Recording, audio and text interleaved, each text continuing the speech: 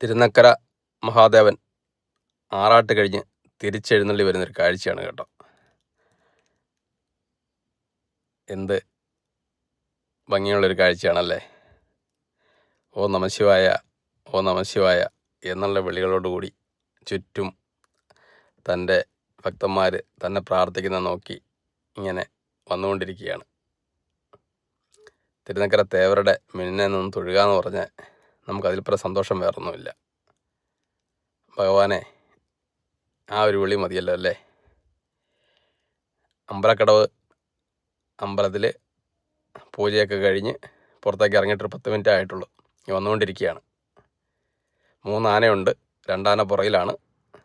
തടംപാറ്റിയ ഭഗവാൻ ഏറ്റവും മുന്നിൽ ഇങ്ങനെ നിൽക്കുന്നു.